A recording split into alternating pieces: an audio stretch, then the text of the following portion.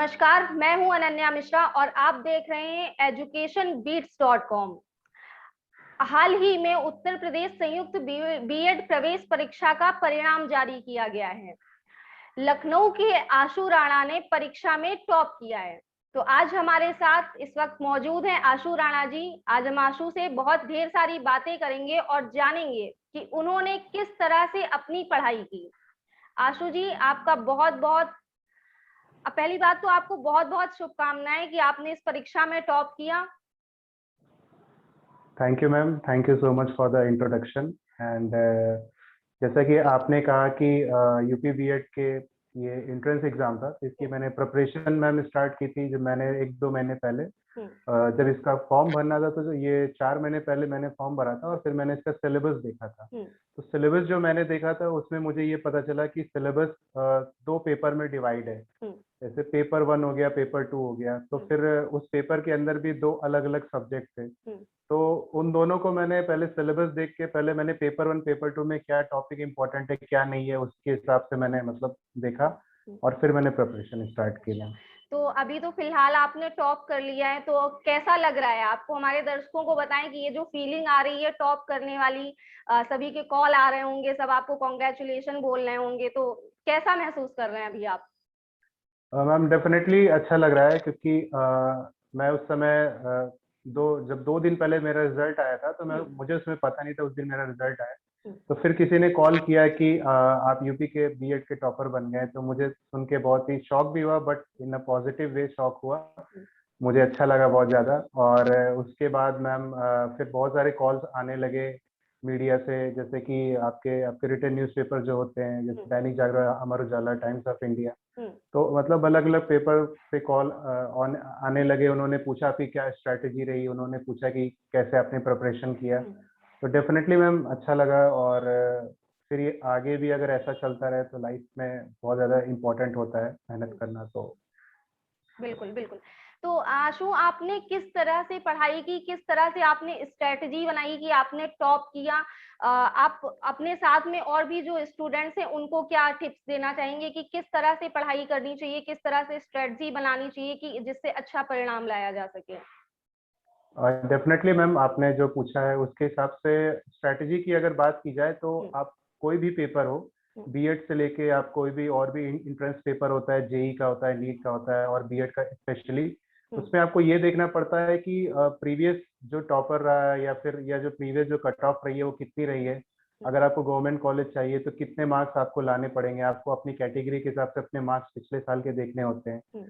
और ये सब जब आप देख लेते हैं तो आपको पता चल जाता है कि आपको खुद को कितना मार्क्स स्कोर करना है। बिल्कुल। और उसके बाद से मैंने जब ये सब चीज़ देखी तो मुझे समझ में आया कि अगर आपको मार्क्स स्कोर करना है तो मैंने लास्ट बार का बीएड का देखा था, तो उसमें टॉपर के शायद 260 या 70 कुछ ऐसे स्कोर था। तो मुझे लगा था कि इतने भी ले आऊंगा तो कम से कम गवर्नमेंट एक कॉलेज मिल जाएगा जिससे मुझे वहाँ पे बीएड करने का मौका मिलेगा। तो डेफिनेटली स्ट्रेटेजी ये थी कि फिर मैंने जैसे कि आपने पूछा कि स्टार्ट कहाँ से किया, तो स्टार्ट मैंने मैम किया था कि मैंने कुछ सिलेबस देखने के बाद सबसे पहले मैंने प्रीवियस ईयर की बुक्स मार्केट से खरीदी और ऑनलाइन भी आप डाउनलोड कर सकते हैं। तो फिर मैंने दोनों चीज़ किया।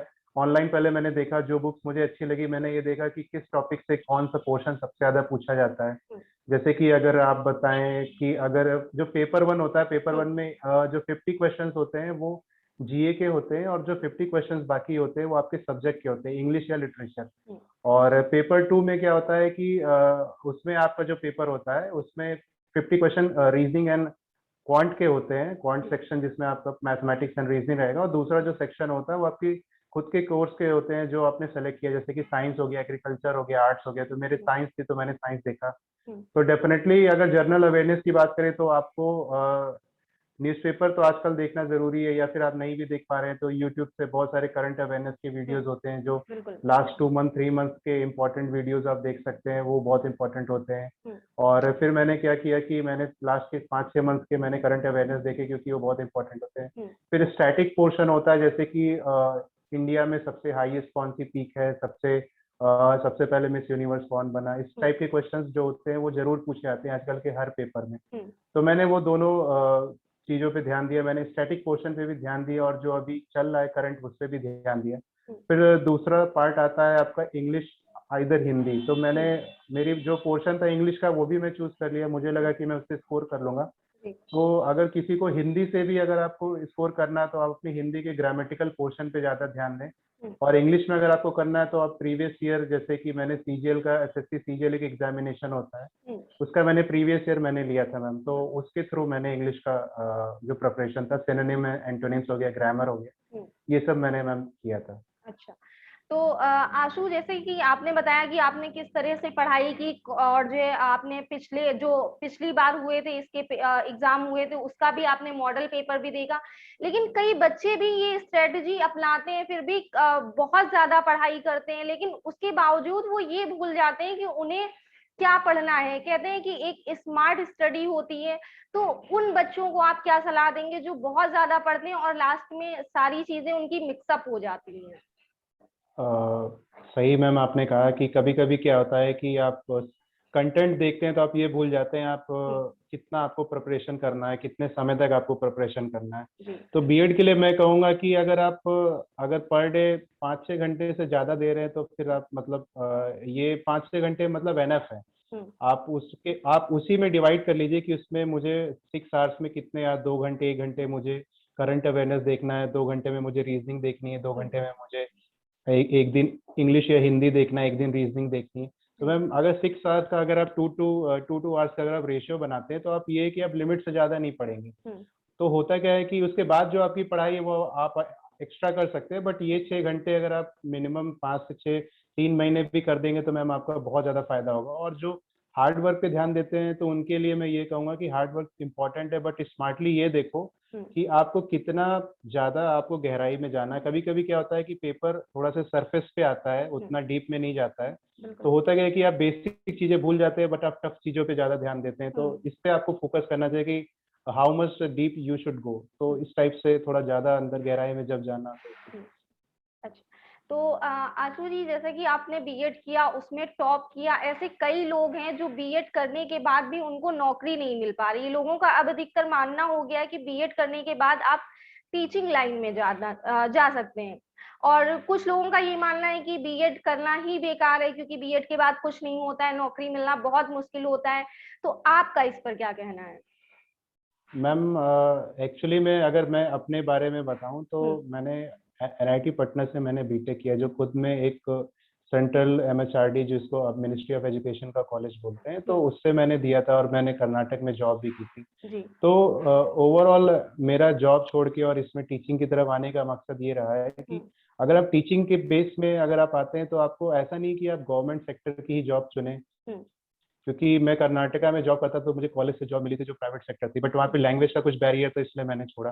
तो मैम डेफिनेटली अगर आपको गवर्नमेंट पे ही आपको नहीं लग, जैसे मान लिया आपने बीएड किया, आप प्रैक्टिस कहीं करने लगी, किसी स्कूल में आप पढ़ा सकती हैं या पढ़ा सकते हैं, आप दोनों काम कर सकते हैं। तो मैम अगर मैं गवर्नमेंट एम्प्लॉयमेंट की बात करूँ तो जो गवर्नमेंट जो वैकेंसीज हैं वो डेफिनेटली कम हो रही है, बट आपका अगर पढ़ाने का असली में मन है, इंकरेजमेंट है, अगर आप पढ़े लिखे हैं कि आप गांव के ग्रामीण बच्चों को कंप्यूटर के थ्रू या डिजिटल लिटरेसी के थ्रू आप पढ़ा सकें, जैसे कि महाराष्ट्र में जिसको इंटरनेशनल प्राइज मिला है, रंजीत दिसाले हैं, उनको इंटरनेशनली प्राइज मिला है कि उन्होंने ग्रामीण बच्चों के लिए डिजिटल लिटरेसी का प्लान बनाया। तो उनके पास गवर्नमेंट जॉब नहीं थी या थी, होगी भी, बट उनकी जो कंट्रीब्यूशन था एजुकेशन के प्रति उसके वो पूरा वर्ड देखता है। तो अगर आप डेफिनेटली मतलब मोटिवेटेड है तभी आप इस फील्ड में आइए, वरना सिर्फ जॉब लेने के लिए आप आ रहे हैं तो ये फील्ड आपके लिए थोड़ी डीमोटिवेटिंग होगी।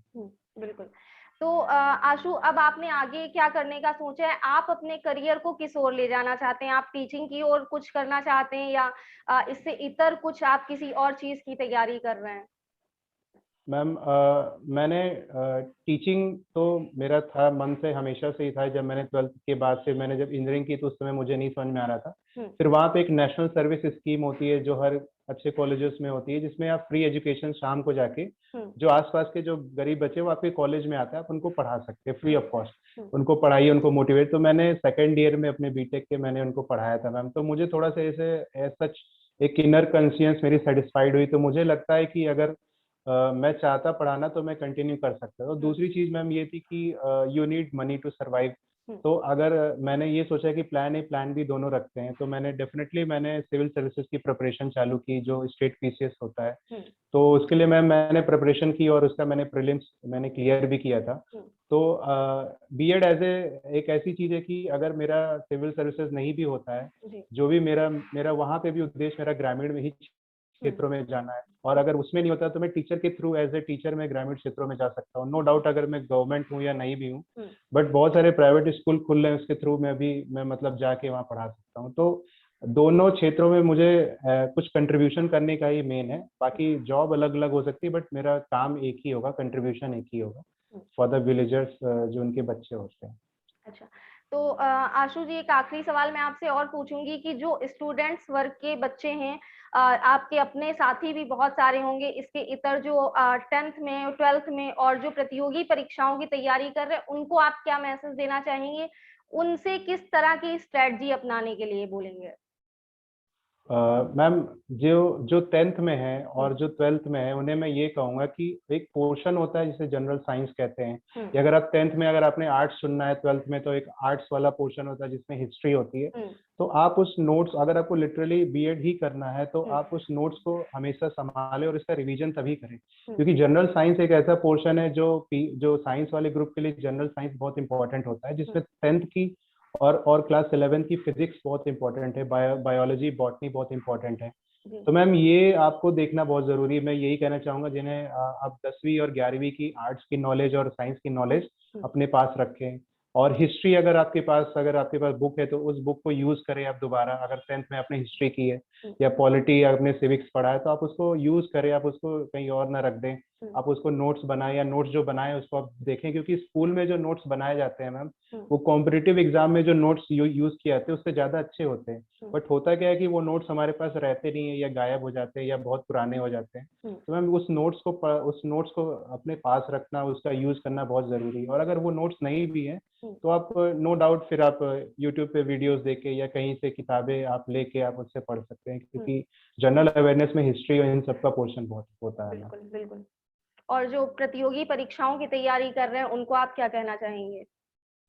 मैम, डेफिनेटली प्रतियोगी जो तैयारी कर रहे हैं, मैं हमेशा उनको ये कहना चाहूंगा कि अगर आप अपनी मेहनत पे दिल से मेहनत कर रहे हैं, आप अपने चीजों को समय दे रहे हैं, तो जरूर वो निकलता है। कभी कभी आपको असफलता का मुंह देखना होता है, बट उसको भी आपको ऐसे देखना है कि मतलब ये आप कभी सफल होते हैं, कभी आप असफल होते हैं, बट ये it is a part of cycle. तो अगर आपको किसी दिन बुरा भी लगता है तो आपको किसी दिन अच्छा भी लगेगा, बट आप अपनी डिसिप्लिन ना खोइए, क्योंकि मोटिवेशन से ज्यादा इंपॉर्टेंट होता है डिसिप्लिन। डिसिप्लिन थोड़ा पेनफुल होता है, मोटिवेशन एक दिन की बात होती है, बट डिसिप्लिन हमेशा की बात होती है। तो बी डिसिप्लिन। बिल्कुल। चलिए आशु जी, आपका बहुत बहुत धन्यवाद हमारे साथ जुड़ने के लिए, अपना एक्सपीरियंस शेयर करने के लिए। आप यूं ही सफलता की ओर बढ़ते रहें। Thank you ma'am, thank you so much. इसी के साथ ही एजुकेशन से जुड़ी खबरों के लिए देखते रहिए educationbeats.com। नमस्कार।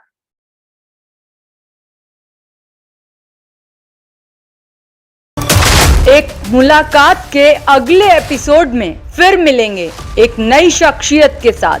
जुड़े रहिए एजुकेशन बीट्स के साथ।